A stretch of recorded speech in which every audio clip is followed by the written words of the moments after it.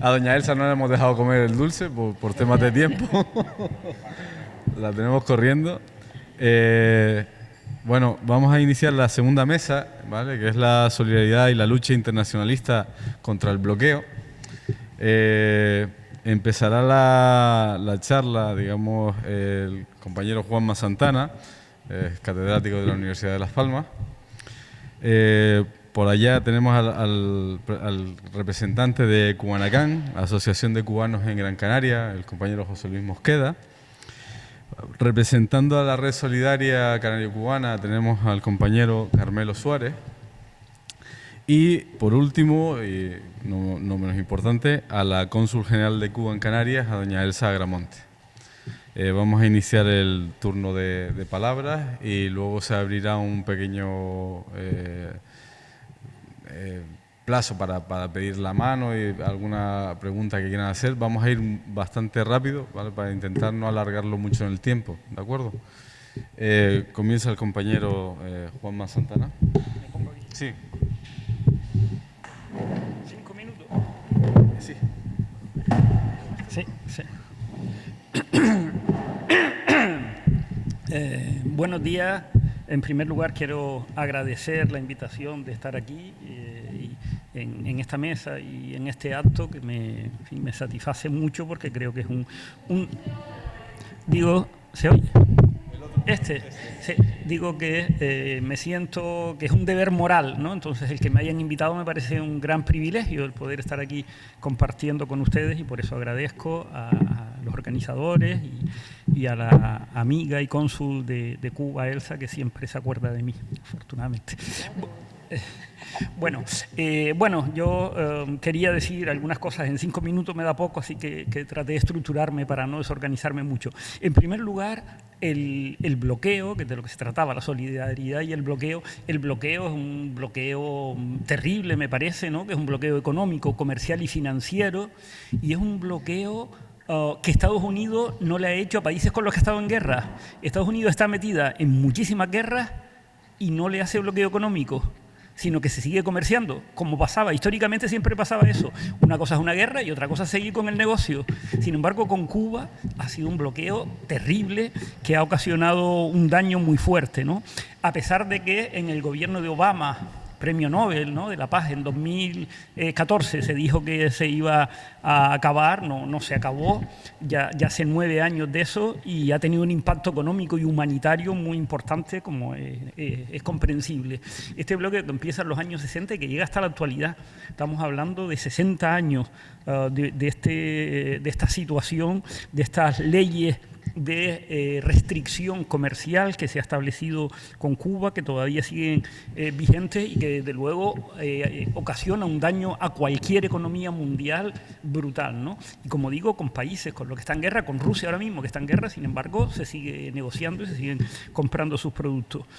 Este embargo, además, cuando lo decía Estados Unidos, lo hace en medio de la Guerra Fría, ¿no? Y eso lo justificaba, pero por el temor a la expansión de la Unión Soviética en América Latina. Sin embargo, ha desaparecido esa situación y se sigue manteniendo con sectores procedentes de Cuba, de la ultraderecha, muy influyentes todavía en la política norteamericana. Y a lo largo de estos 60 años, pues también ha habido distintas coyunturas. Ha habido coyunturas en las que se ha, diríamos, suavizado ligeramente y otras que se ha agudizado más, ¿no? A pesar de que ha sido condenado por las Naciones Unidas más de 25 veces, ha habido más de 25 condenas de este terrible bloqueo. Y las consecuencias han afectado a todos los sectores. Es especialmente sangrante y nos llama mucho la atención el sector sanitario, puesto que gran parte incluso de los productos sanitarios se hacen en Estados Unidos, pero luego en sectores tan importantes como el sector agrícola, donde se hace casi imposible obtener semillas de hortalizas. ¿Cómo ha afectado a la ganadería, a los piensos del ganado? ¿Cómo ha afectado al transporte? Es decir, que a sectores muy importantes de la economía los ha pulverizado, ¿no? Y por eso me parece que es imprescindible respaldar todas las campañas internacionales que atiendan y entiendan la urgencia de parar esto que realmente es un crimen de lesa humanidad, ¿no? Y es un ataque a la razón de la especie humana que se sigue haciendo esto con el pueblo cubano. En cuanto al gobierno español, tampoco ha llevado una verdadera política de Estado. En las últimas décadas, además, también con distintas coyunturas, desde luego debería emprender una política sobre la base de no intromisión y respeto mutuo, y por hacer justo lo contrario, en determinadas coyunturas ha llevado casi al borde de la ruptura de las relaciones bilaterales hispano-cubanas, basadas en lazos de amistad y solidaridad, lo que ha perjudicado además gravemente la imagen del Estado español en América Latina, porque se ha querido convertir al Estado español, sobre todo con las políticas del PP, pero que no han cambiado excesivamente, en la punta de lanza de la estrategia norteamericana contra Cuba, centrada en el mantenimiento de ese embargo y en la ley Helms-Burton, tristemente famosa, que son contrarios al derecho internacional. De hecho, como les decía, la comunidad internacional, a través de la Asamblea General de las Naciones Unidas, ha condenado reiteradamente este bloqueo norteamericano y sin embargo, muchas veces las resoluciones del gobierno español han contribuido todo lo contrario a reforzarlo.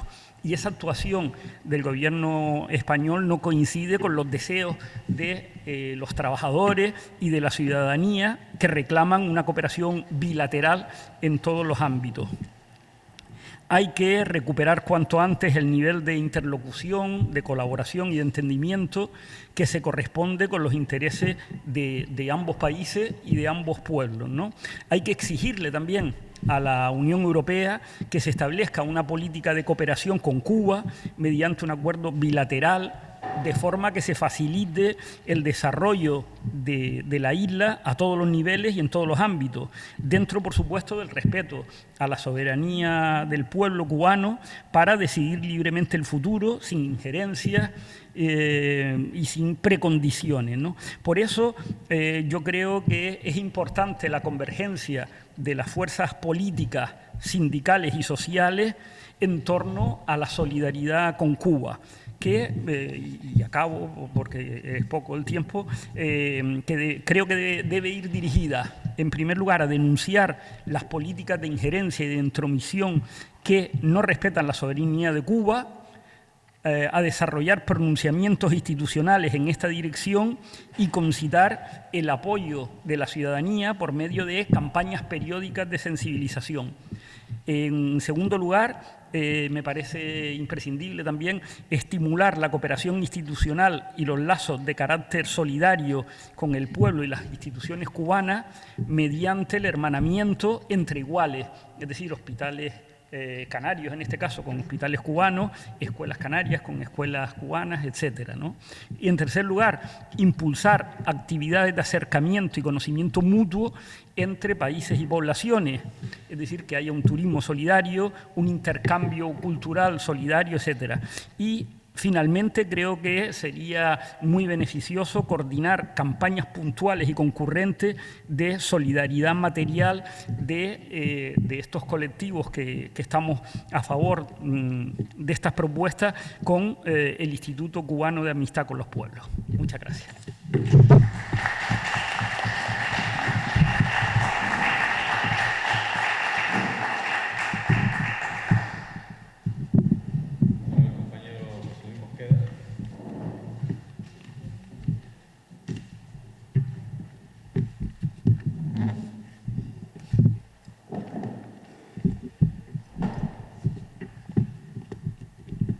Sí, buenos días, compañeros y compañeras.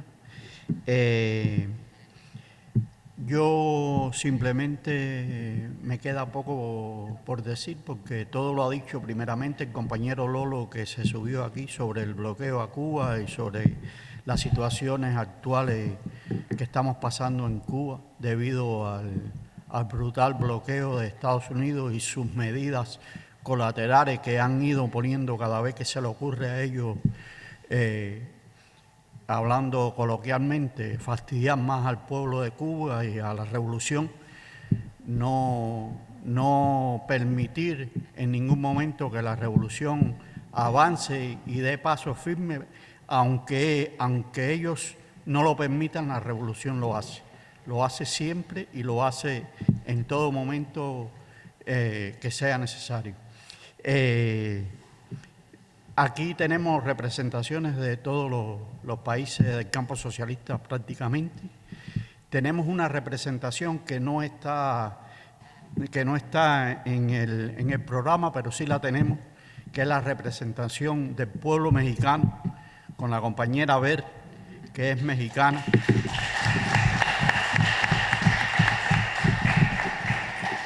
Tenemos que agradecer a ese hermano pueblo y a ese presidente de México, López Obrador, que también ahí al pie de los Estados Unidos ha hecho mucho por el pueblo cubano y está haciendo mucho por el pueblo cubano. Ahora días lo entrevistaron y decían que por qué si Estados Unidos le ha puesto medidas a México, suspendiéndole créditos y cosas que tiene Estados Unidos para México, y cómo él sigue apoyando al pueblo cubano. Y la respuesta fue que al pueblo cubano, por encima de cualquier cosa, siempre, y a la revolución cubana, él lo va a seguir apoyando. Porque Cuba, a pesar del bloqueo que tiene, a pesar de la situación que tiene, es un pueblo solidario, y eso lo ha demostrado desde hace 60 y pico años, que viene demostrando la solidaridad del pueblo de la Revolución Cubana con todos los pueblos del mundo, sea del color que sea, donde quiera que lo han necesitado, ahí ha estado Cuba. Y eso es de agradecer y es de mirar por todo, y se mira con lupa en todos los países del mundo. También el compañero Juanma de la universidad pues ha dado un recital ahí del tema del bloqueo, o sea que no tenemos que repetir lo mismo para no alargar esto. Solo en nombre de la Asociación de Cubanos Residentes en Canarias, agradecer a todos los compañeros y compañeras que están aquí presentes y decirle que Cuba está presente en donde quiera que haya necesidad de un médico, de un profesional, y ahí estaremos nosotros. Muchas gracias.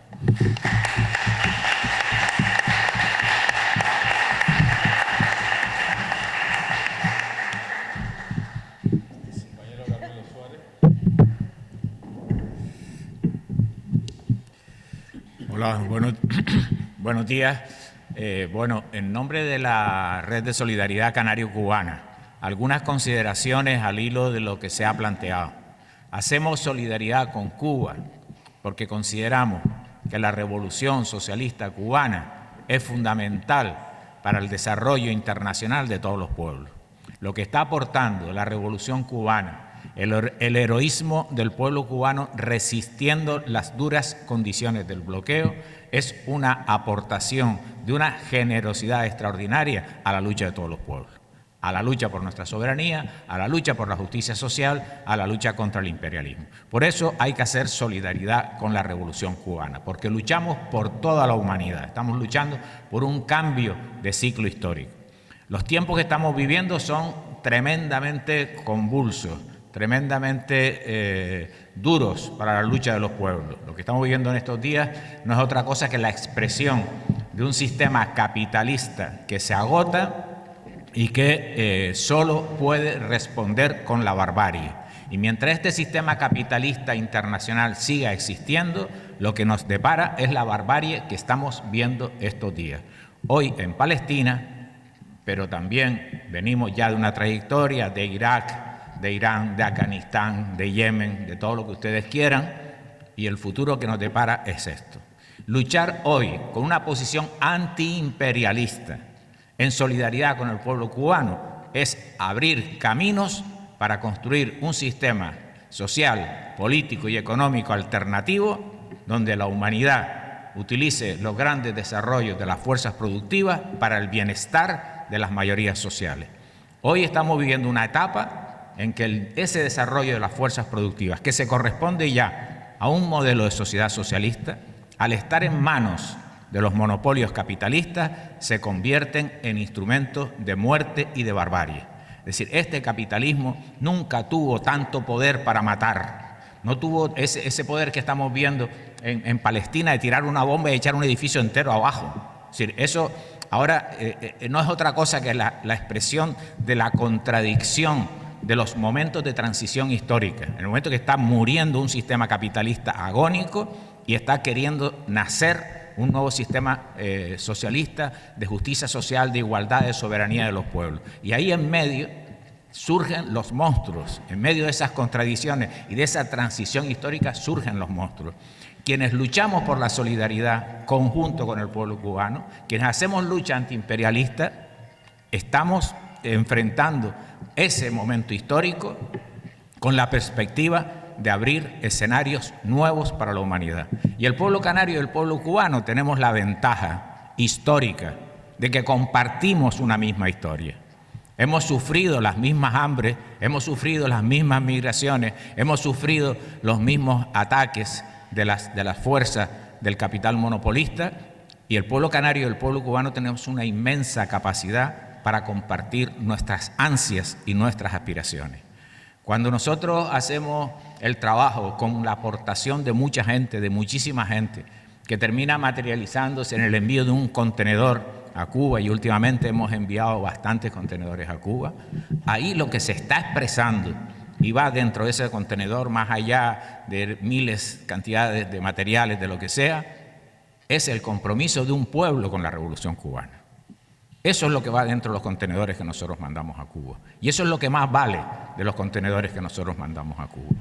Por tanto, yo creo que esta jornada era una jornada de justicia, que además es un momento importante. Esa votación de Naciones Unidas es un momento importante. Tenemos la confianza que efectivamente de una manera aplastante los pueblos del mundo se van a situar al lado de Cuba denunciando ese bloqueo. Y yo creo que hay que decir una cosa. Antes la cónsul de Venezuela dijo una expresión que yo creo que ilustra muy claramente. Aquí estamos, el pueblo canario, rodilla en tierra, junto con el pueblo cubano y los otros pueblos del mundo para alcanzar la victoria de una sociedad nueva que tiene que venir. Y por eso luchamos y por eso confiamos en la victoria. Muchas gracias.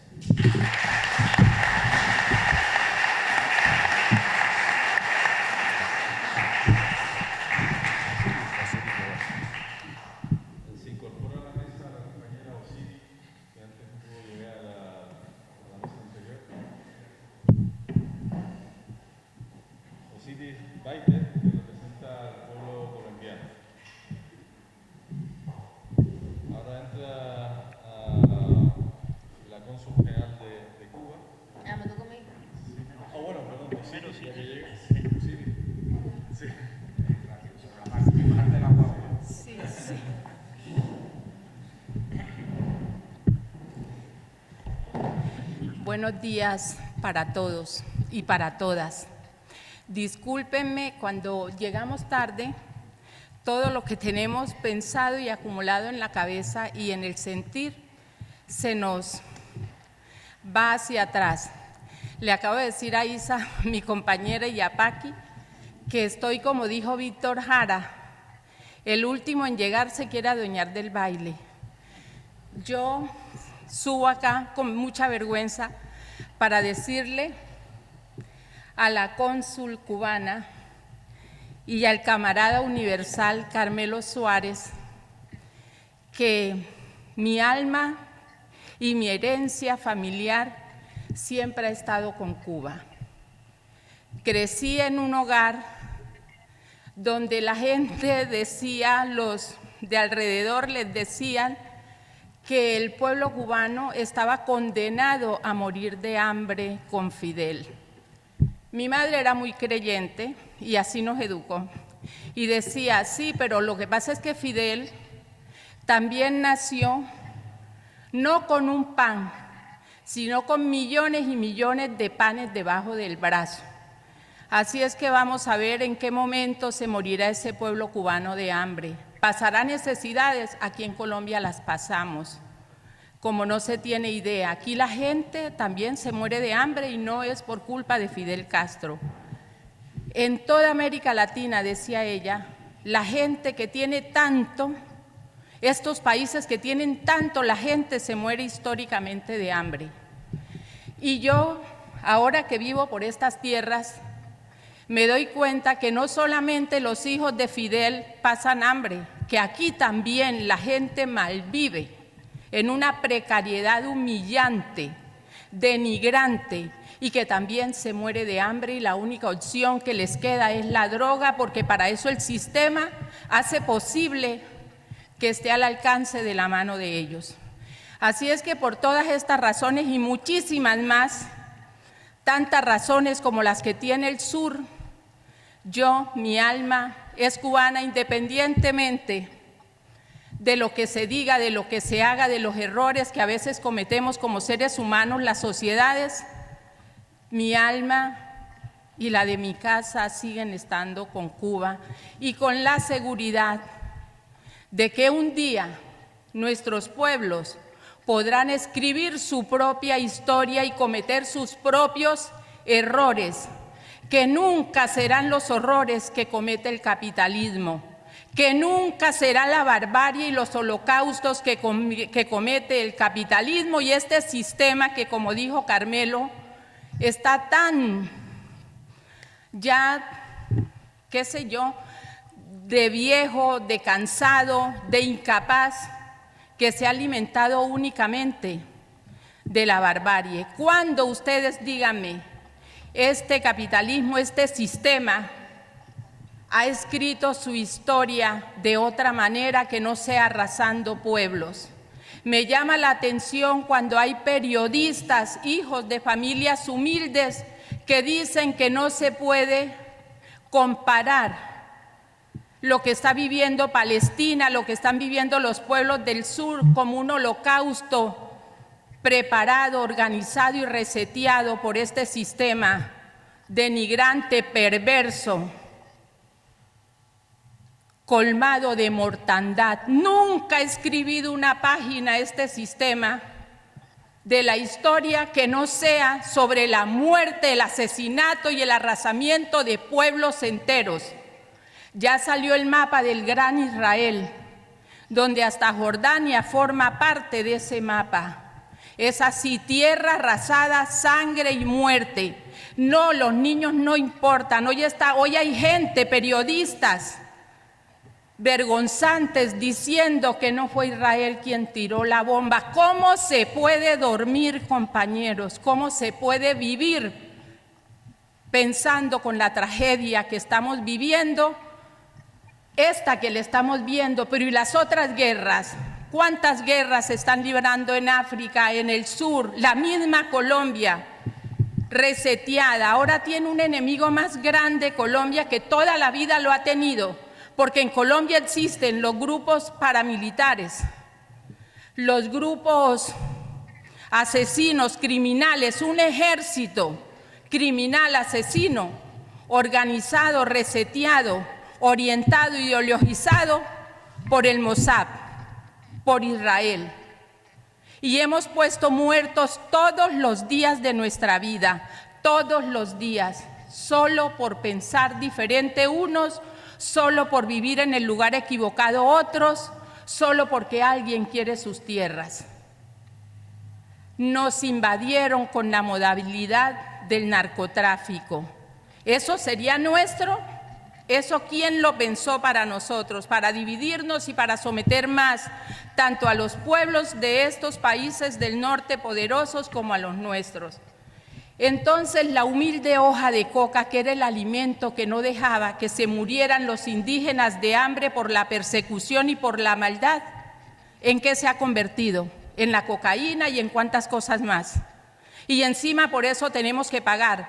La cocaína se mete en un avión, pero los contenedores inmensos de la acetona, del thinner, para procesar la hoja de coca, llegan del norte y se ven muchísimo en los océanos para el que los quiera ver, pero los culpables somos nosotros. Es la perversión de este sistema que está muriendo, que está agonizando y que está pataleando, pero en esa pataleta nos está llevando por delante a todos y nosotros estamos dormidos. Nos mantuvieron dormidos creyendo que existía la democracia. La democracia era otra receta, mientras ellos inventan cada día más nuevas recetas contra nosotros, su pueblo.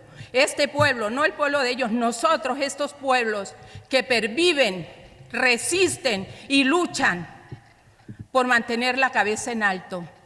Ahora no sé, yo no soy tan optimista y me están diciendo que es verdad. Dije que no iba a hablar y miren, no me calla. Entonces, me resta decir que Cuba libre, Palestina libre, el Sáhara libre y todo el sur libre y de pie. Y es la responsabilidad de todos nosotros. Muchas gracias y mil disculpas, por favor.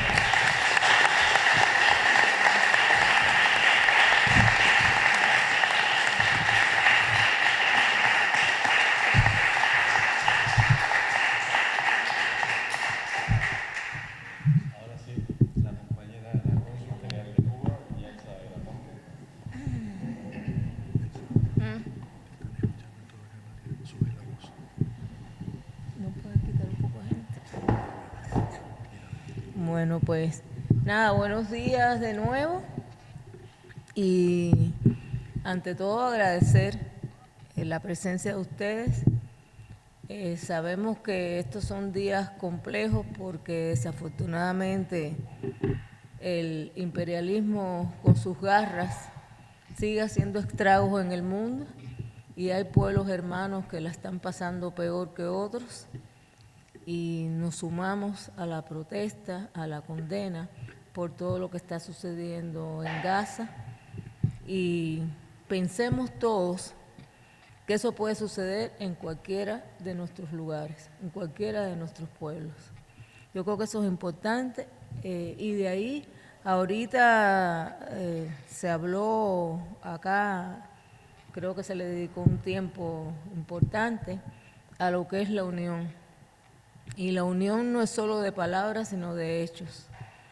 Y pueden existir, sí, todas las organizaciones que puedan haber, pero si esas organizaciones no tienen un tema común, estamos divididos. Y si estamos divididos, la causa va a pique. Realmente, y por eso ellos van buscando los resquicios para ir haciendo daño, para seguir dividiendo, y no podemos dejar que nos metan en ese juego. Tenemos que estar juntos contra todas las banderas, porque el sentido es ya incluso la subsistencia de nuestros pueblos, de aquellos que no llevan el camino trazado por el imperialismo. Llámese yanqui, llámese israelí o el apellido que se le ponga. El sentido, bueno, de estar acá es sí una condena al bloqueo que va sufriendo Cuba por más de 60 años, pero también es la condena a toda forma de medida unilateral coercitiva contra cualquier pueblo, y uno de esos ejemplos es el bloqueo. Realmente se ha hablado bastante. Cuba ya presentó a las Naciones Unidas el informe sobre las afectaciones que ha sufrido Cuba por el bloqueo del año 22 al 23, que va a ser motivo de análisis en estas sesiones de trabajo que va a tener en breve la Asamblea General de Naciones Unidas.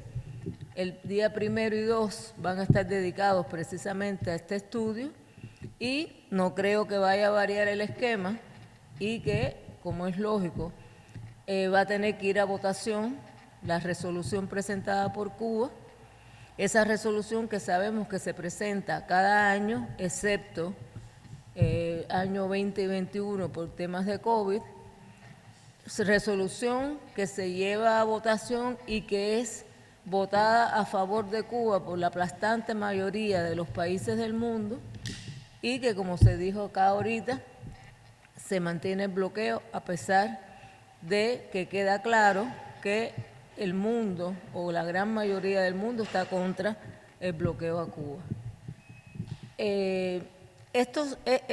Yo creo que, y hablaba ahorita de la unión y de la necesidad de entendernos y de saber qué pasa en cada uno de los rincones de nuestros pueblos, porque lo que decían ahorita sobre el tema de los mapuches es cierto, es uno de los tantos silenciados, es uno de los tantos que muchas personas no saben lo que está pasando allí.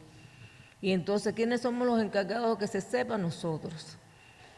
Con redes o sin redes, con luz o sin luz, porque alguien ahorita se sentó aquí y dijo, ¿cómo se hizo la Revolución Cubana?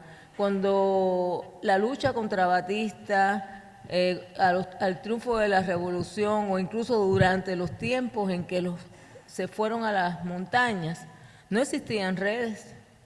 Había televisión, pero no todo el mundo tenía televisión en Cuba. Había mucha gente que eso, malamente un radio el que lo tenía, y ese era casi rico también. Lo pagaba a plazos y cuando no pagaba el plazo que le correspondía, venían y se llevaban el radiecito. Y se sabía todo lo que estaba pasando. Yo estoy diciendo esto porque sí, utilicemos las técnicas de comunicación más modernas que puedan haber, pero no podemos obviar las que dieron lugar y hablo de la Revolución Cubana, pero hay muchas otras revoluciones que se han hecho, muchos otros movimientos de izquierda que tuvieron en su momento éxito y fue precisamente no con la técnica que tenemos hoy. Yo creo que la mejor técnica que podemos tener es estar juntos, porque no es posible que el vecino de al lado no sepa lo que está pasando del otro lado. Y no estoy hablando de lo que no le interesa, sí estoy hablando de cuestiones como esta que sí son de interés de todos. Volviendo a lo del bloqueo, es importante, y les voy a hablar de esto, en el informe que presenta Cuba de explicación a los efectos que causa el bloqueo en el país, hay una parte que se dedica cuáles son los efectos precisamente de otra acción hecha por el imperialismo, que es incluirnos en la lista de países patrocinadores del terrorismo. Eso es otra forma de bloqueo, y bastante dura y bastante fuerte. Yo, para no extenderme, les voy a leer solo un párrafo que está precisamente en ese informe, donde dice: impacto de la inclusión de Cuba en la lista unilateral de estados patrocinadores del terrorismo.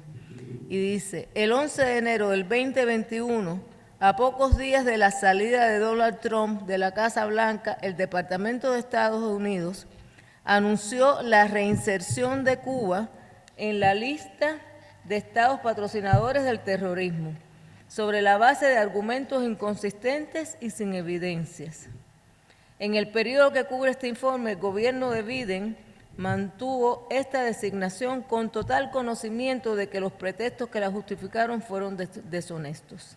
La presencia en la lista de estados patrocinadores del terrorismo genera consecuencias severas para la economía del país, principalmente en el sector bancario financiero, al tiempo que refuerza los efectos disuasivos e intimidatorios hacia terceros en sus relaciones comerciales con Cuba. Su impacto no solo resulta en extremo perjudicial para el comercio, sino también para las posibilidades de obtener créditos y realizar pagos de bienes e insumos imprescindibles para el desarrollo del país. Lo voy a dejar ahí y les digo ejemplos prácticos que ayudan a entender esto. Cuba, y lo vivimos nosotros que estamos aquí en el consulado, y muchas veces tenemos que hacer determinados movimientos bancarios desde aquí a otras misiones, apoyar otras misiones que están en otros lugares del mundo. Son trabas y trabas por donde quiera que te mueves. Nos están ahogando, porque decir que vas a vivir solo de lo que tú produces, ¿quién realmente, qué país vive realmente solo de lo que produce? Si no hay un movimiento de intercambio comercial. Pues nosotros, eso nos hace daño. Porque cuando cada vez tienes que buscarte un banco para hacer una mínima transacción, porque este hoy te cierra y el otro te cierra. Quizás a veces no es por ello, sino por las presiones que se ejercen sobre esos bancos. No tenemos derecho a créditos, no tenemos derecho incluso a veces ni recibir los ingresos que nos corresponden por determinadas transacciones comerciales. Hablando de bloqueos, si hablamos de que usted, por ejemplo, y sucedió mucho durante el COVID, a usted le llega un barco lleno de medicamentos X o de respiradores, barco que viene desde los otros confines del mundo, porque usted no pudo ir a comprar, por ejemplo, a Estados Unidos, que lo tiene ahí mismo, y tuvo que salir a comprarlo a Japón o a donde lo encontró. Y después ese barco, cuando llega a Cuba y descarga en Cuba, lo primero es que marcan todos esos contenedores que están en ese barco para por donde quiera que se mueva ese contenedor, confiscarlo. ¿De qué estamos hablando? Entonces, poco a poco, y esto de incluirnos en la lista, reincluirnos, porque ya estuvimos en un momento, nos sacaron de la lista y con el gobierno de Biden nos volvieron a meter en esa lista. ¿Qué significa eso? Ese es otro golpe de gracia a la economía cubana. En estos días, y se los recomiendo que lo pueden encontrar en internet, en estos días el presidente Díaz-Canel dio una entrevista que fue televisada incluso, y pasó por todas las cadenas de televisión cubanas y se reprodujo en otros lugares. Habló precisamente de la economía cubana y de la situación actual muy, muy precaria, muy complicada que tiene Cuba desde el punto de vista económico. Nos quedamos con los resultados. Los resultados son, como se está yendo la gente de Cuba, Cuba se va a quedar vacía. Pero vamos a ver por qué está existiendo esa migración tan grande desde Cuba. Son personas que salen en su sueño de encontrar otros lugares, que van donde creen que van a encontrarlo todo, como muchas veces lo encuentran en Cuba, que al alcance de la mano. Pero bueno, eso es un sueño que cada cual tiene derecho de tenerlo y de tratar de realizarlo. Pero yendo al grano, en esa conferencia de prensa, en esa entrevista que brindó Díaz-Canel, él hablaba y de manera muy seria y yo diría valiente de los errores sí que se pueden haber cometido en Cuba desde el punto de vista económico.